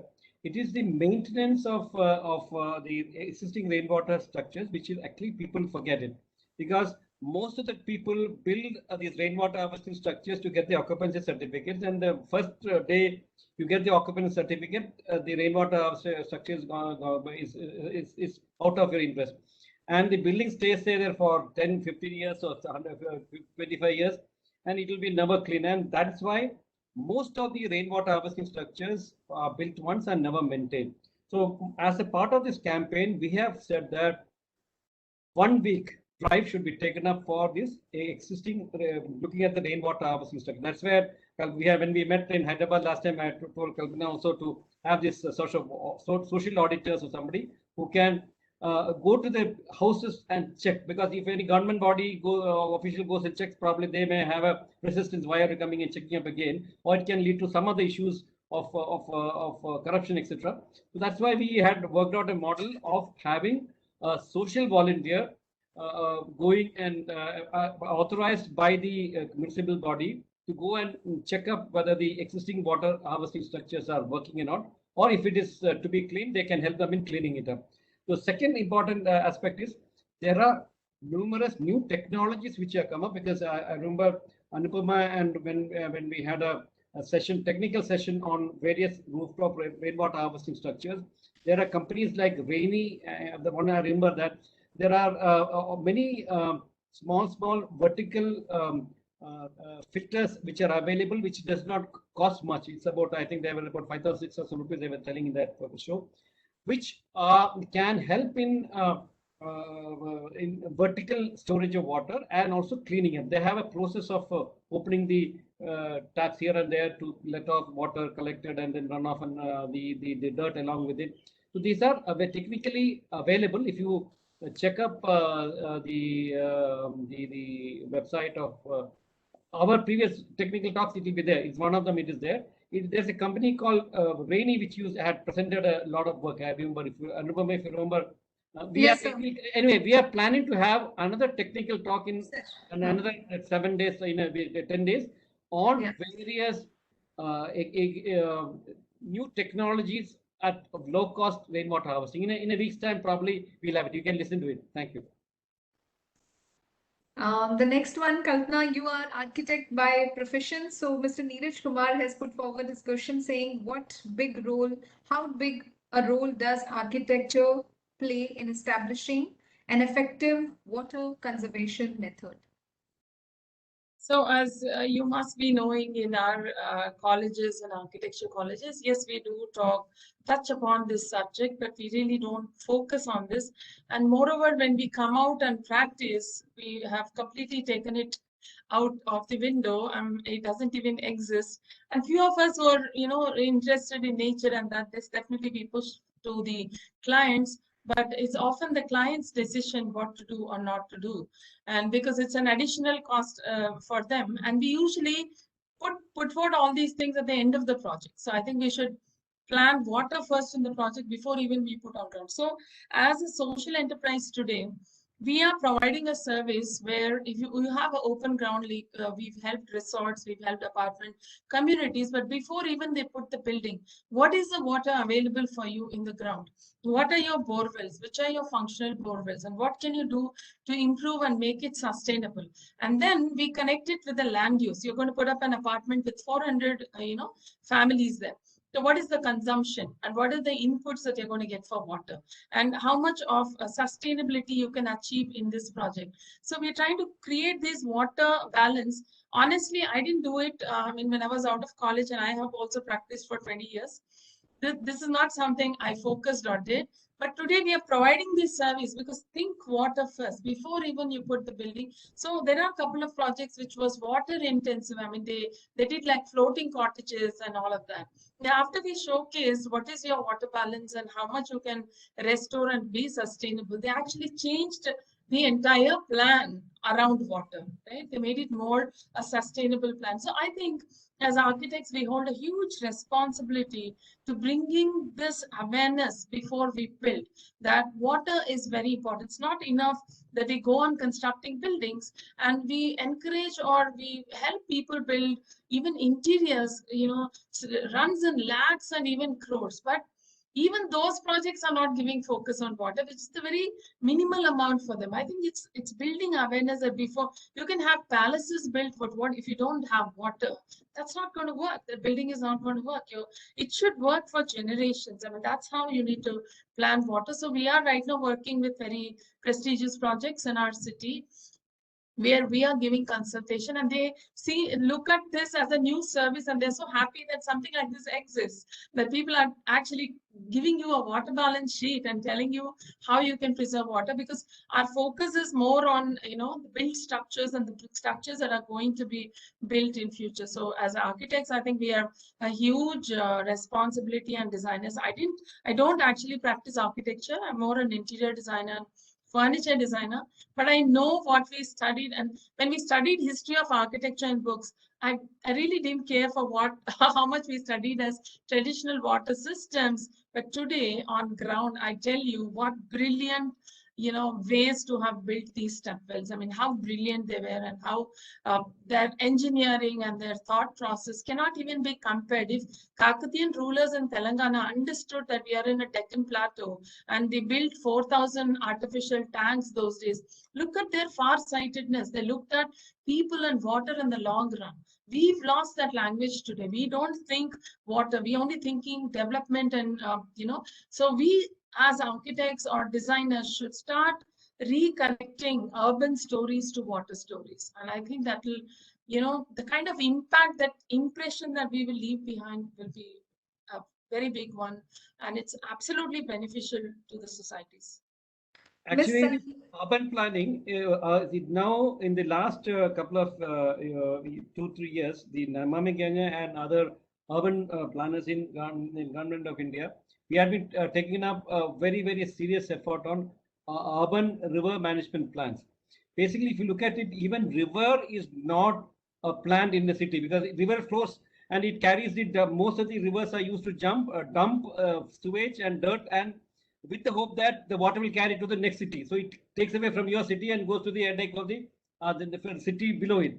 So this integrating water and river in urban planning is a new topic which has emerged. And in the last 2 years, probably a lot of work has been done in this sector for urban river management plans and also water management plans. Now, if you notice, the time of big dams are over, the time of big STPs are getting over. So because what used to happen was in a city, you collect all the sewage in one place and take it to one end of the city, have a big STP there, and then pump that water back to ineffective, very it is a very costly affair, and also it doesn't lead to the ambience of the city because you have to carry dirty water one way and then bring good water here. So the model now it's coming up and getting popular, and we are trying to popularize is from National Water Mission side is of decentralized STPs, decentralized storage of water, everything decentralized. You have to have a small community where you have STP, which can you treat that water and use it there. Grey water, it doesn't require too much of treating, can be used for rejuvenating the ponds nearby because rainwater is not there throughout the year. So when the lean season, you have to have water coming into it through a treatment of the grey water, which comes out from the localities. So decentralized STPs, decentralized storage of water are is the need of the hour, and that's where architects and the urban planners have a very new role to play. From the traditional big STPs at one part of the city and bringing water, that time is over. So I think they are all awakening to it, and there's a lot of study going on there. Thank you. Sir, even we are working a lot on grey recycling also. Like the rainwater project, we are also going to begin a grey recycling, grey water project, because I think the cities really, really need this. And we, like I said, a lot of water is coming into the city now, and everything gets converted into wastewater. So we're trying to come up with systems which are completely automated, least maintenance, where people can adopt it, easily without any doubts. So we're setting up in few places so that they can adopt as well. Miss Sangeeta Ladha, she has asked Kalpana ma'am, which has, your passion has brought this change, but what about the finances which are involved for creating this transformation? Because like you said, you've involved community and it's share out of passion that, all this started. But how about, That's an excellent question, I would say. I mean, many people don't ask this question, but that is an excellent question because the youngsters, a lot of them ask, ma'am, if you work for the environment, are we going to become sustainable? Can we earn money out of it? Or can we, because they are young, they need to support families and stuff. They say that we are so interested in the kind of work you do, but so I keep telling them, I also came up with this, the rainwater project as a social enterprise for this reason that I make myself sustainable too while I work on this arena. Because otherwise, in passion, yes, I can work for many years, but I'll burn out in time. I don't want to do that, but I will do sensible work. While the business model of the social enterprise is such that we will support a lot of commercial projects and create such new services which do not exist today and which is beneficial to society, while we'll take up public space projects and handhold them, subsidize the works, and maybe if there is no support at all, we pick up that work and share our profits with that work. So every 10,000, 20,000, I don't need to go and stand in front of anyone asking for money. So we created a smart business model that works either ways. It's not that we overcharge our, customers. Not really. They can see that we are the least in the market. What they can get, like a consultation for a large apartment community, we charge some 3,000-4,000 rupees, which is really nothing because lakhs and crores are going into the project. But we give not just consultation. We do a site visit. We give them a consultation on paper, just like how architects and designers do, right from the rainwater potential in every kind of zone in that, right from paved areas to rooftops to everything, and how you can plan. We give drawings, sir. We give drawings, execution drawings on ground. For 3,000 rupees, if you get execution drawings, site-specific solutions, and a visit, I mean, that could be any corner of Hyderabad. It's a great service, but it's we feel satisfied that we're being paid for that service, right? We don't. Earlier, I used to do a lot of awareness, sir. I saw that not even 5% or 3% I was able to convince and convert them. But today, when they pay 1,500 or even 3,000 rupees, they are so committed to doing. Today, 90% of them have taken consultation from us for rainwater harvesting, are actually executing the projects. That's a small change, I understood. It's all part of behavior change. But absolutely, I am sustainable and my works are sustainable. And the more and more works we do, I mean, now, instead of me approaching, there are a lot of people, like even Ashok sir today, I was so happy that he reached out and said, maybe I will connect you to some people, and, take up because there's one well restoration that we are doing. Right now, we are looking for funds.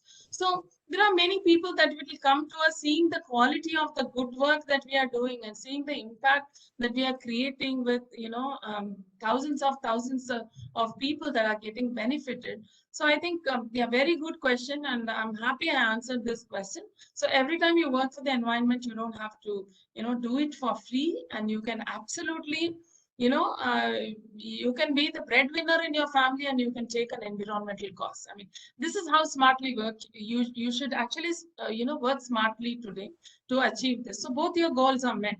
I have a very large vision, but by doing just awareness single-handedly and not without an enterprise, I don't think I would have, reached the scale that I'm looking at right now.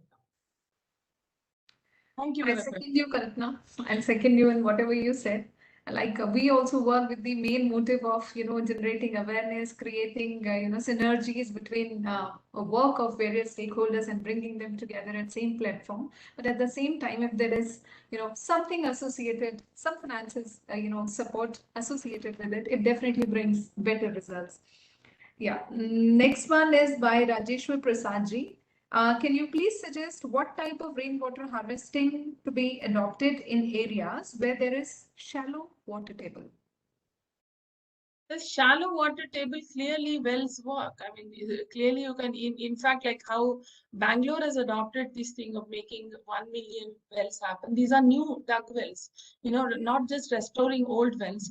Even instead of a rainwater harvesting pit that is 5 feet or 6 feet, you can make cement ring wells, which are 20 feet deep and 25 feet deep, just maybe 4 feet wide or 3 feet wide. They can take a lot of water into the ground. And you know what? These don't need huge amount of maintenance. All you need is a little filter bed that will hold the silt. And at the bottom of the well, you can just do maybe a feet of, a gravel bed so that the mud doesn't come back. And it really works in a very big way.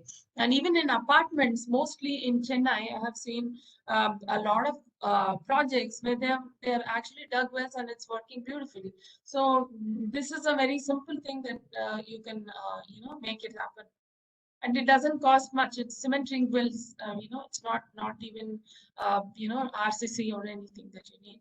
Only thing you should remember when you do this deeper dug wells, if you have a basement right next to it, make sure that you waterproof or kind of cement those joints, that below the basement level you can leave it open, but at the right through the basement you make sure you seal those joints so you don't have seepage that goes horizontally into these building structures. Thank you, Kalpana. And I don't see many more questions here, but yes, there are a few small work samples which have been shared by various participants also. Again, Ashok sir, just to make you, just to inform you that the work on rainwater harvesting is being done by lots of people all across India. Some of them are unsung heroes. I've just received one message from Mukesh, who is from Gujarat, Ahmedabad, CEE India. They say that they are working in Gujarat. This year, they have constructed 200 plus rainwater harvesting systems and 20 plus recharge bore wells in Gujarat. Also, they are doing a lot of awareness activities across Gujarat. So I'm sure there are many more who are taking such initiatives at their own, at their own areas, at their own places. And we are very happy to see such initiatives, and best wishes to you, many more power to you, and may we all come together and contribute in the conservation of water, which is one aim for all of us. So thank you so much, Kalpana, for taking up all the queries so positively and so enthusiastically. And now over to you, Ashokji, to summing Very it nice. up. Thanks, Kalpana, for the wonderful talk you did. So I'll just, since there are so many people who are attending this conference, so we need to create a good database of all the good works being done. Kalpana had been doing a lot of work. She had been documenting it very well. So, and also participates in our water talks and all these things. So we at the National Water Mission is trying to create a good repository of such information of good works being done. So I request all of you to send your good work, your work being done. If you think it is very good or innovative, you can send it to us at the email, at this email, catch the rain. That's our name, catch the rain .nwm@gmail.com. Simple to remember, catch the rain .nwm, that's National Water Mission @gmail.com. Now, this is a email which we have created to get information of various good activities done by various people all over the country. I can tell you a couple of things. Last 10 days, I'll tell you, I visited places like Ghaziabad, where the Rambi Tanwar and Mohit Rayan and a group of Say Earth have been doing a lot of work. They have restored many tanks, because I've seen tanks which were zero level, now at the ground level, full of silt. They have removed the earth to almost 10 feet at a staggered level, and a lot of water is captured. I mean, it got there. In Ghaziabad Municipal Commissioner Mahendra Tanwar had actually, they have done about 42 new tanks being created there. You can't imagine such a large area of land, with some of them had even about 10 acres of land, which people did not know that there was a water body there. As Kalpana was telling, water found its way to go there, and then when it was blocked, it found its way to somewhere else. But natural flow of water was to these places, and when they, using the old revenue maps, they found out that this was an excessive water body, which was being eyed very greedily by the real estate fellows. They have marked the boundary, and then using funds, they have desilted these removed mud from this area, and huge water bodies have been created. Similarly, I've seen the work being done in Gurgaon, some of the work being done in Bangalore, in Hyderabad. These are the places which I have seen, because my movement is restricted due to COVID restrictions. But I get a lot of pictures from various parts of the country. Other day, I was been to the Humayun tomb, where they had done more than 104 rainwater harvesting structures, a 300 acre of land. They have proudly proclaimed that not a drop of water comes out from my compound. So when I first when I told them that you should see that, you put a poster here that we see all rainwater harvesting structure is captured within the area. In 1 week, they have done a lot of work, and then put a board to encourage people who visit that Sundar nursery, telling them that entire water coming in that compound is being captured in many traditional wells there. That's again another interesting thing. These are some of the wells built during the time of Humayun and their successors. They are there, but it's all in a dilapidated conditions, but they have restored it and put the water back into those places. And one of the well, he said, had 34 feet of water in there. It's look at the amount of water which can be stored in these wells, designed by old people, and many of them were interconnected. When this Bavi overflows, it goes to the next well, and they used to have this. Many of you have seen the Red Fort, where they had this air conditioning effect due to the water channels which they built crisscross and other places. So our forefathers had tremendous knowledge in water management.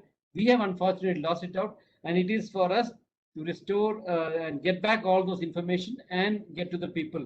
So my request to all of you is, kindly share good water harvesting practices if you see in your area of your if you are doing to us at the National Water Mission by sending it email to catchtherain.nwm@gmail.com.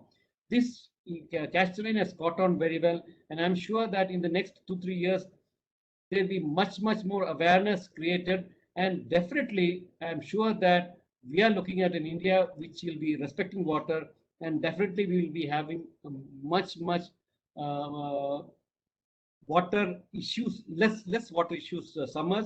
Like we said, tanker Mukt Bharat, probably it may be in the vision.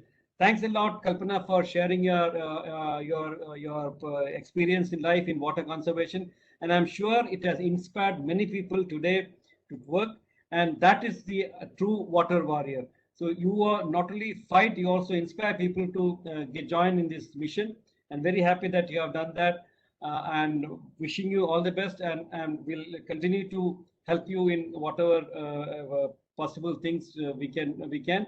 But connecting with people is very important, and that's exactly what you have been doing it, and that's what we all have to do it. Thanks a lot for your wonderful presentation, and I now request Sunil, our advisor, Sir, the formal vote of thanks.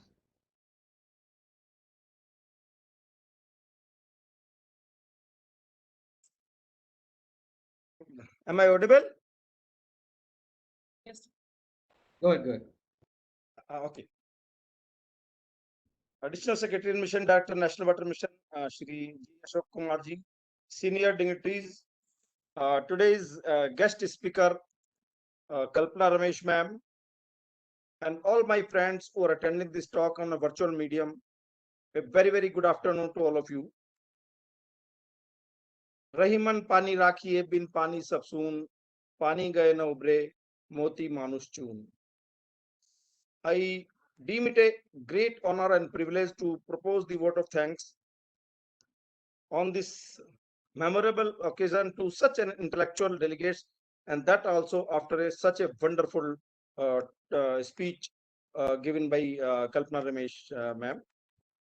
First of all, I on behalf of National Water Mission, Ministry of Jal Shakti, and on behalf of you all, convey my hearty thanks to Kalpana Ramesh ma'am for sparing her valuable time for giving her talk in this water talk series with a focus on rainwater harvesting. Today, my words are not enough to express my special gratitude and sincere thanks to our respected guest speaker to enlighten us about the rainwater conservation and restoring of water. Today's topic of the talk was the last mile for water, which in itself is a very interesting topic. As you all know that under Blue Hyderabad campaign, she identified significant traditional and irrigation and lost their context due to rapid urbanization. Restoring such traditional well helps in connecting communities and spaces by reviving traditional water harvesting structures. As you know that she is one of the 7 women honored for Women's Day to take out the Prime Minister's social media handle for a cause. Ma'am, we appreciate your knowledge and idea about rainwater harvesting. I believe we all have been profited from your wealth, learning and experiences. We are proud of you, ma'am. A big salute to you.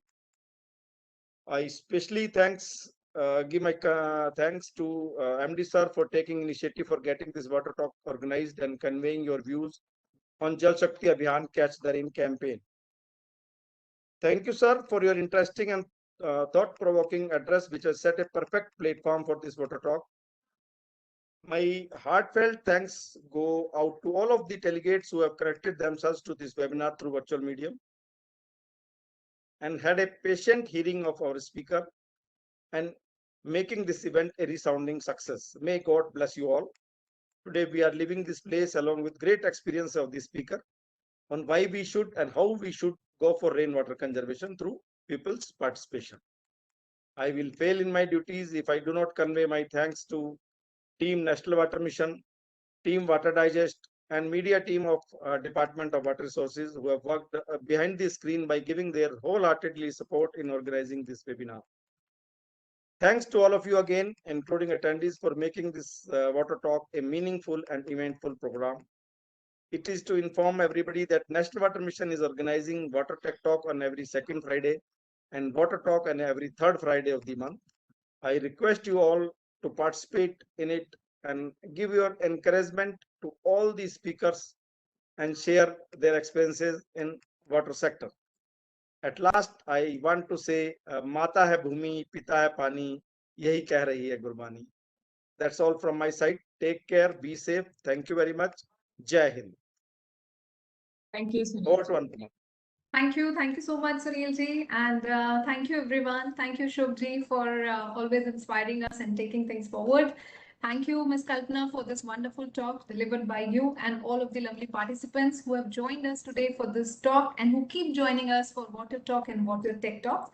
Also, there had been a lot of queries. Maybe few of the queries would not have found their answers here today. So we'll be placing all the answers to those queries on National Water Mission's website. So you may, if you still have any query, you may please write to us or you may write to National Water Mission, and we'll make sure that your queries are answered. Also, we are coming up with a magazine issue which is on advocating for water. So please write to us in case you have any article, any views about it, and you would like to contribute in the making of next magazine issue, which is all about educating for water. And rest, stay in touch, keep healthy, keep safe, and keep contributing towards conserving water. Thank you. Bye-bye. Thank you, Ashok, and thank you, Anupama. Thank you. Thank you. Bye-bye. Thank you, everybody. Thank you, sir.